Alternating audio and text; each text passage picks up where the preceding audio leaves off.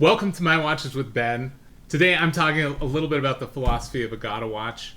And this is just kind of, I'm almost done with the project, and I just wanted to give you maybe another little teaser. So that's what that is right here. All right, you see here these kind of gradients here. So the idea behind a go anywhere, do anything watch is that you want it to be suitable for a lot of different scenarios in your everyday life. And so scenarios in your life, going to an office job, going on a hike, they're going to kind of be on this spectrum here: formal, semi-formal, casual, utilitarian. Different situations you're in are going to call for different clothing and like watch choices. And so the watch may not be suitable for all of them. And so this is the conceptual underpinning of the whole idea of a GADA watch. The GADA watch in particular excels at ticking so many boxes. You can wear it in the most amount of scenarios over other types of watches. So that's the idea here. For formal and semi-formal, you want a sophisticated watch. For casual, utilitarian, especially utilitarian, you want a rugged watch. And yes, some watches can do both. That's the idea. GADA watches can do both. So, your dive watch, that's not really going to be suitable for semi-formal or formal necessarily. I mean, some of them are. It's a generalization, but yeah, that's the idea behind this. So I'm going to show you a few different watches and just how they would kind of fit into this spectrum. All right, so here are a couple examples of straight up GADA watches. These are great GADA watches: the Patek Philippe Aquanaut 5167A, the Rolex Explorer. Both these are good GADA watches. In my opinion, they work in a lot of scenarios. I think you can wear the Patek Philippe to the wedding. I think you can take it hiking. I posted this on Watch Crunch and I got a comment about, Patek Philippe's only 30 meters water resistance. Well, I'll cover this later as well, but Patek Philippe, this used to be 100 meters and they changed it to 30. They didn't change the watch. They just wanted it to be more consistent across the different watches. They say you can dive to 30 meters. Diving to 30 meters is something a 100-meter water resistance watch is designed to do. Snorkeling, that sort of thing. So that's what your Patek Philippe Aquanaut can do. It is suitable for the field.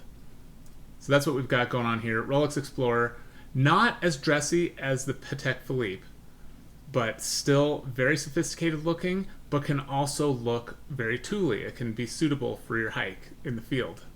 Next, I'm going to look at, these are often called GADA watches, but they don't go very rugged. These two watches, I'm calling them Dressy GADA, and that's Christopher Ward, the 12 and the Tissot PRX. The 12 looks a little bit more formal than the Tissot PRX, but both of these, their limitation is they don't have the look of a fitness watch, something you're necessarily going to wear on vacation. I mean, you can take it on your vacation. It's just, these are more on that semi-formal side. So that was the idea there. And then you've got more utilitarian watches that maybe not even should be called GADA. Move my face out of the way. So we've got the RZE Valor 38. On that bracelet, I think it's suitable to take to the office, but not much more than that. I mean, if you're going to some important function, you probably would prefer something a little bit more semi-formal or formal. Yeah, these watches are kind of on that other side, on the rugged side of the equation. They don't get the full GADA experience. And then finally we have these watches that are really just dress watches. I included them in the video. They didn't score well. Neither one of these scored very well. They're way too dressy. They're not even really everyday. They don't, it's a little bit too fancy for the office, in my opinion. I mean, I wear all kinds of watches to all kinds of scenarios. I'm just saying, what this is, the spectrum, is what is ideal. I'm talking about fashion, and fashion is subjective, of course, and it moves over time. It's not always the same. But yeah, this Van Doren Runda, it's more formal than semi-formal. And same with the Longines. You can make it work in some of the more semi-formal events, but you're not going to be taking it to your barbecue. I think that's a little bit weird to take it to your barbecue. Maybe if you're super rich and you have all these servants and whatever, maybe at that point your barbecue is fancier than my barbecue, and maybe it's suitable. Most casual events, these are not casual. What do you think about all this? Do you have opinions on this? I bet you do. Like I said, there's a little more that goes into the GADA watch. other than just looks. This was kind of just looks. But yeah, let me know your comments. There was a lot of interest on Watch Crunch when I posted these slides. It's interesting to explore, and yeah, that's one of the reasons I'm doing the Gotta Watch video, is it's hard to pin down what it is. I think it's a legitimate concept, especially for a person who wants a one-watch collection. You know, that Rolex Explorer, that's an intriguing option because you can wear it darn near everywhere you go in your everyday life. And that's an appealing idea. So that's it. That's the video. I just wanted a short video that kind of explored the philosophy of the Gotta Watch. There's more to it, which I'll cover in the full video. I had these slides on the degrees of formality, and I thought that would be interesting to share with y'all.